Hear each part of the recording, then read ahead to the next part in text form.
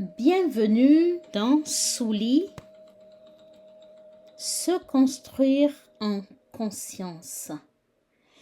Épisode 5.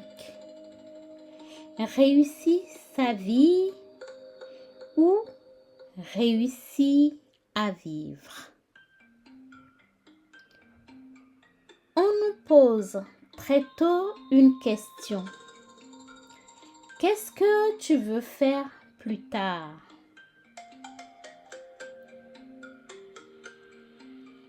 Pas comment veux-tu te sentir?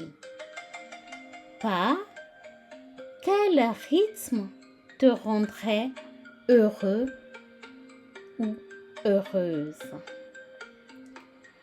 Pas quelle vie te ferait te lever le matin avec envie? On nous apprend à choisir un métier. On nous apprend moins à choisir une vie. Très vite, la réussite prend une forme précieuse. Un diplôme, un statut, un salaire, une stabilité. Et souvent, derrière cette vision, il y a une intention bienveillante. La sécurité, la protection, l'idée de ne pas souffrir financièrement. Beaucoup de parents disent « On s'est sacrifié pour toi ». Et cette phrase peut porter de l'amour, mais elle peut aussi porter du poids. Parce qu'à partir de là, réussir ne devient plus seulement un désir, cela devient une responsabilité. Une dette invisible. Alors, on choisit une voie raisonnable, une voie sérieuse, une voie qui rassure. Et parfois, une voie qui ne nous ressemble pas totalement. Le conflit n'apparaît pas toujours tout de suite. Parfois, tout semble fonctionner. Le poste est bon, le salaire est correct, l'entourage est fier. Mais à l'intérieur, quelque chose grince. Une fatigue étrange, une perte d'élan, une sensation de vivre à côté de soi. Et on culpabilise. Parce qu'objectivement, tout va bien. Alors, pourquoi ce vide? Réussir sa vie dans le regard collectif, c'est cocher des cases. Réussir à vivre, c'est se sentir cohérent ou cohérente. Ce sont deux notions très différentes. Réussir sa vie peut impressionner. Réussir à vivre apaise. Le problème, c'est que l'on confond souvent les deux. On poursuit une image, un idéal social, un modèle valorisé. Sans toujours se demander si personne ne me regardait, que choisirais-je vraiment? Cette question est dérangeante. Parce qu'elle oblige à enlever le regard des autres, celui des parents, celui des collègues, celui de la société. Elle oblige à revenir à soi. Et revenir à soi peut faire peur.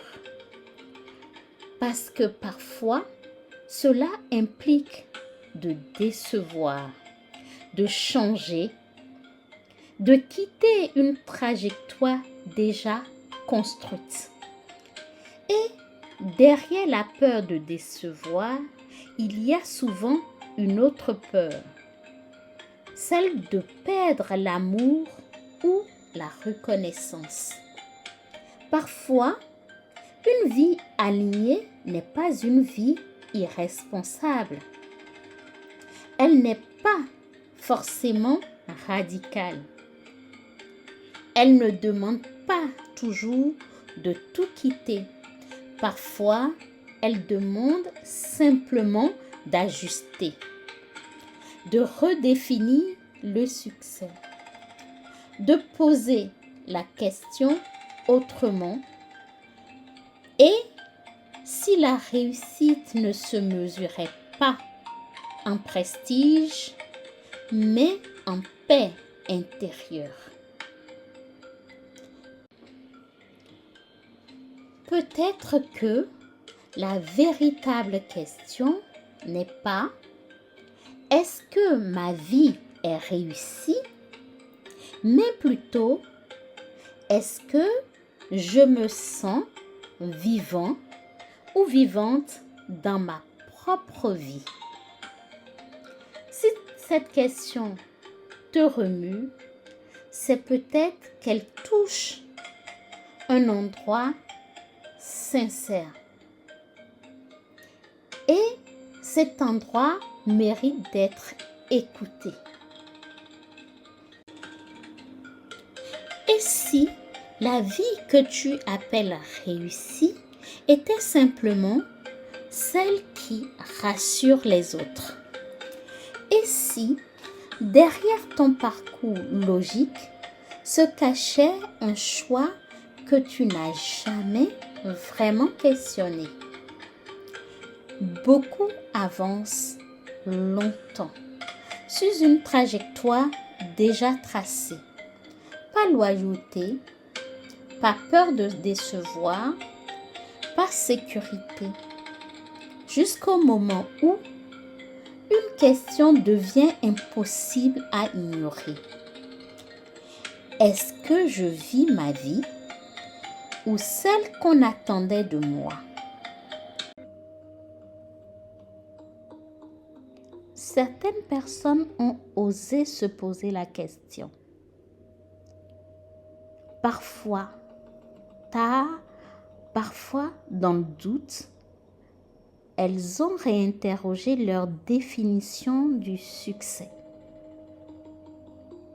Je te propose maintenant d'écouter une histoire, une expérience.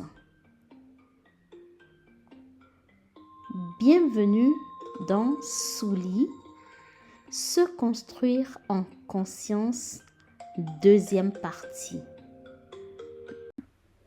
Aujourd'hui, nous recevons Dr Tano qu'on ne présente plus. Alors, bonjour mon roi, merci de répondre comme toujours avec la plus grande spontanéité à Souli, se construire en conscience.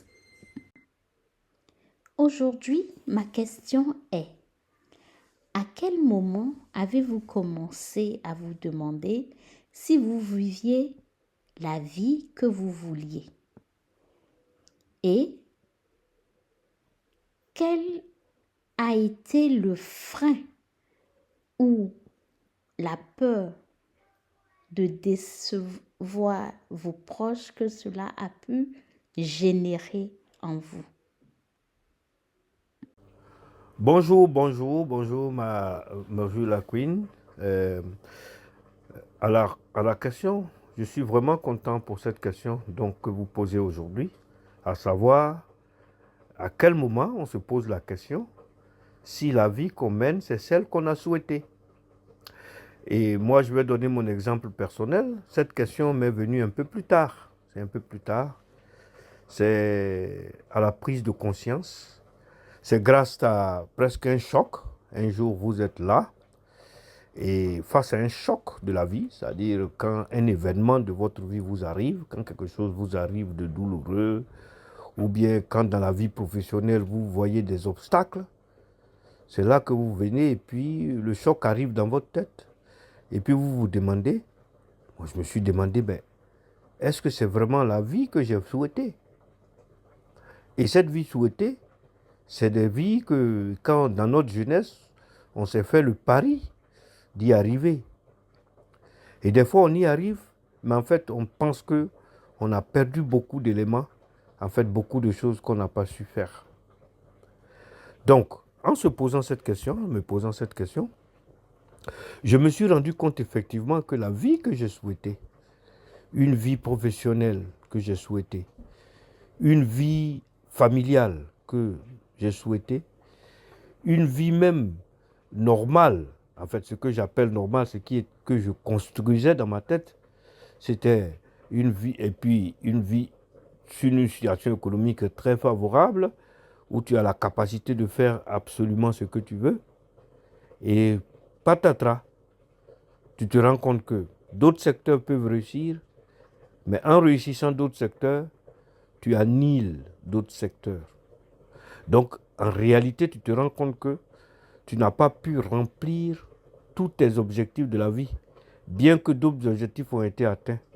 Mais la plupart des autres objectifs n'ont pas été atteints. Donc, c'est une question fondamentale que tout individu sur cette terre, et malheureusement, c'est un peu plus tard qu'on se pose ces questions-là. Dans la fougue de la jeunesse, c'est rarement qu'on se pose ces questions, puis qu'on considère qu'on a du temps devant soi et qu'on peut résoudre ces problèmes-là. Mais après, quand on arrive à un certain âge et que les blocages arrivent, la question de savoir est-ce que j'ai réussi ma vie? Est-ce que c'était la vie que j'avais souhaitée? Ou bien je l'ai ratée? Et la réponse à ces questions-là sont tellement... c'est factuel, c'est difficile à résoudre. Hein, parce que là, vous vous rendrez compte que 9 sur 10, vous n'avez pas pu atteindre vos objectifs. Et vous rentrez dans un phénomène psychologique qui peut s'aggraver. Une douleur psychologique qui peut vous amener jusqu'à la dépression. Voilà, ma reine, ce que je voulais répondre à propos de cette première question. Merci. À propos de ce qui nous retenait le plus, enfin ce qui nous retient le plus, pour moi, ce qui m'a retenu le plus, c'est le regard d'autrui. Le regard d'autrui. C'est-à-dire, on vit et on a le regard d'autrui, le regard surtout de la famille, de père, des oncles, et ainsi de suite. Et la comparaison de soi-même, de son évolution, avec les autres membres de la famille. La question qui vient, c'est qu'est-ce qu'ils vont penser de moi si j'échoue? Comment mon père va réagir? En fait, toi-même, tu n'es même pas dans le système. Le système, c'est ce que les autres vont penser qui t'oriente dans ta vie. C'est ce que les autres vont penser de toi, surtout des amis proches, de la famille, de l'autorité du père, de la mère, et surtout en Afrique, dans des familles polygames, ça devient une concurrence entre les enfants et les femmes. Les enfants des différentes femmes, en fait des demi-frères. Qu'est-ce qu'ils vont penser? Voilà que le demi-frère, lui, il a pu réussir. Voilà que moi, j'ai pas pu avancer, j'ai pas pu réussir.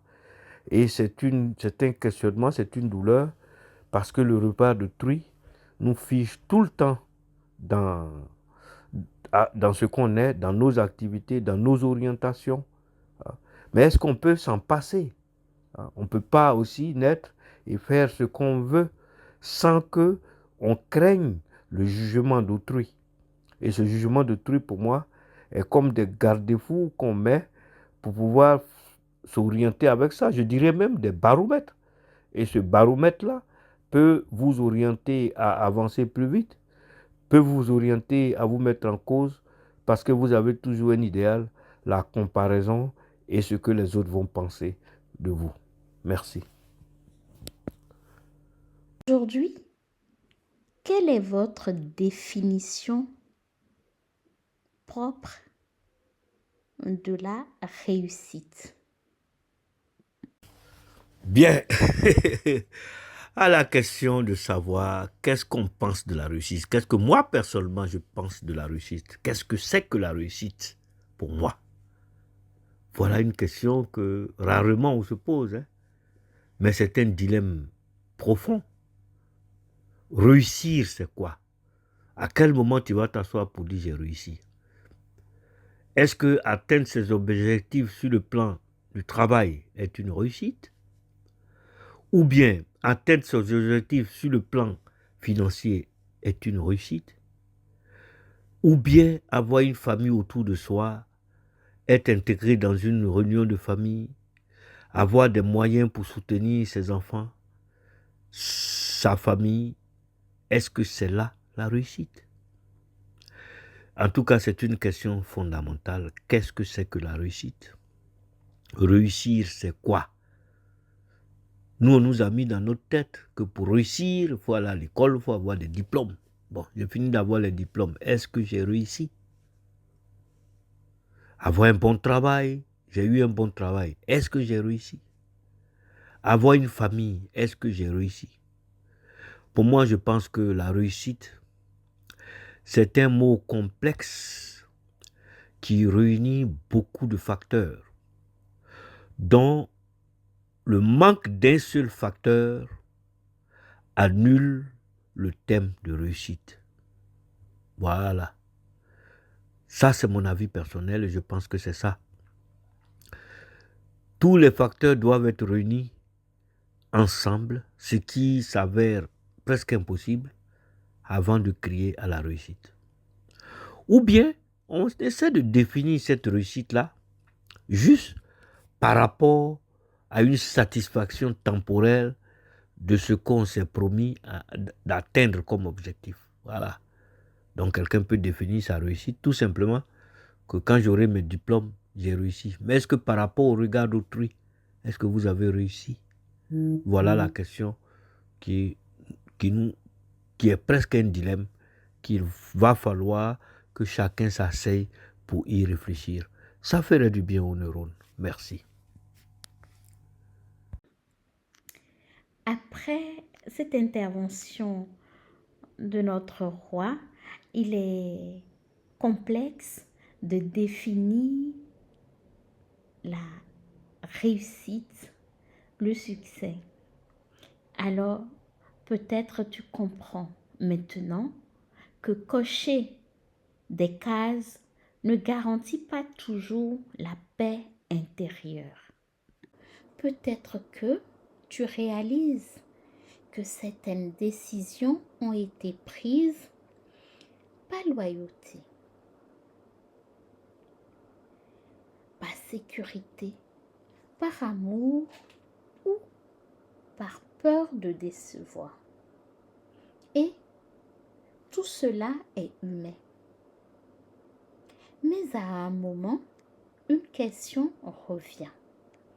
Est-ce que je me sens vivant ou vivante dans ma propre vie?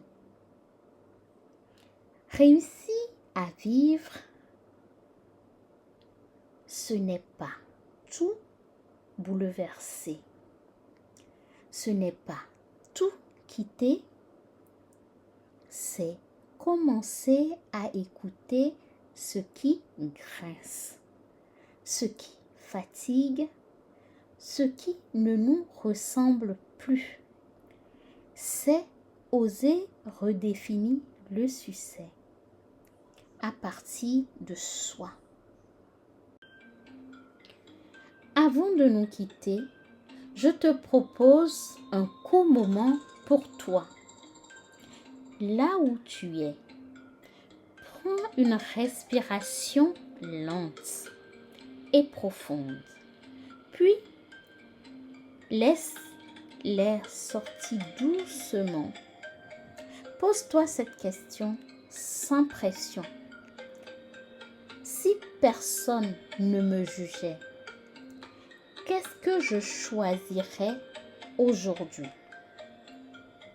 Ne cherche pas une réponse spectaculaire. Peut-être qu'il s'agit simplement d'un ajustement, d'un ralentissement, d'un non plus honnête, d'un oui plus aligné. Puis, pose-toi une seconde question. Qu'est-ce que je peux modifier, même légèrement, pour me rapprocher d'une vie qui me ressemble? Prends une dernière respiration et rappelle-toi, la réussite la plus silencieuse est souvent celle qui te rend cohérent ou cohérente avec toi-même. Merci d'avoir partagé ce temps avec nous. On se retrouve très bientôt pour continuer à se construire ensemble en conscience. Ici, Souli, un pas à la fois.